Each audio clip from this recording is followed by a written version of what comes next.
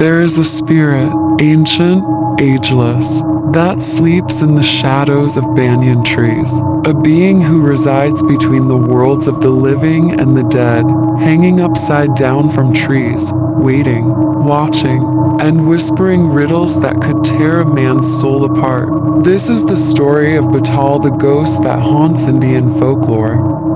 Betaal, or Betaal, is not your ordinary ghost. He is an ancient spirit rooted in Hindu mythology, not born in a hospital or temple, but in the haunting silence of Smashan Ghats, the cremation grounds where souls drift between realms.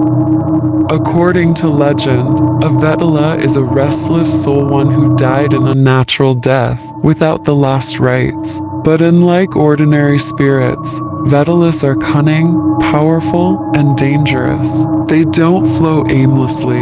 They possess dead bodies and use them as vessels to walk the earth again. Some say Betaal was once a powerful sage who defied death. Others believe he was cursed by gods to remain between realms for all eternity.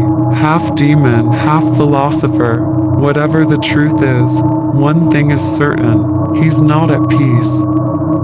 Betaal is believed to dwell in the deep forests, where light barely touches the ground. His presence is strongest around banyan trees and cremation grounds, surrounded by skulls, bats, and black magic.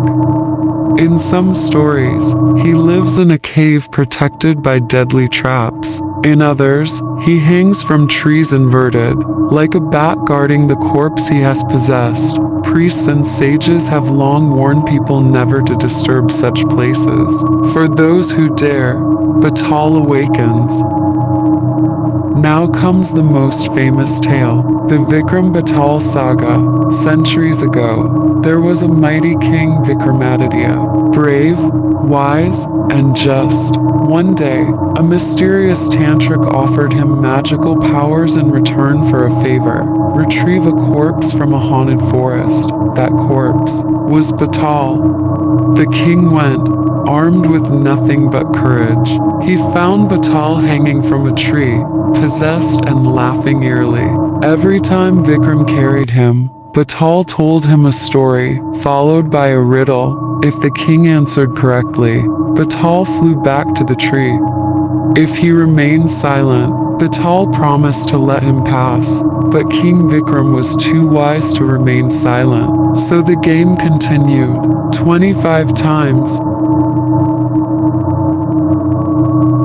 A story about a girl choosing between two suitors, one rich, one wise. Who should she marry? Vikram answers wisely. Betaal smiles and flew back again. A child sacrifices himself for his father. Betaal asks, who is nobler, the boy or the father? Each tale was more haunting than the last, filled with betrayal, sacrifice, and moral dilemmas. By the final story, Vikram realized the truth. The tantrik wanted Betaal for evil purposes. Betaal revealed this to Vikram, choosing to help him instead. Betaal is not mindless. He is a trickster, a philosopher, and a mirror to human greed, love, and ego. Unlike Western ghosts, Betaal doesn't just haunt, he teaches. He plays games not to torment, but to reveal truth. His powers are immense. He possesses corpses. He can read minds.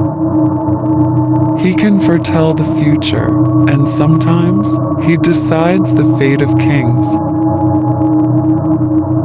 In rural India, people still whisper about Betaals. In Maharashtra, Rajasthan, and Karnataka, stories circulate about spirits who live in trees, spirits that steal life force or enter the bodies of the dead. Tantriks and aghoris are said to perform rituals to control Betaals, using them as spies or guardians. One chilling story tells of a man who found an old skeleton in a cave. That night, he began speaking in ancient Sanskrit, a language he'd never learned. Another tale speaks of a Betaal temple in Maharashtra, where no one dares stay after dark.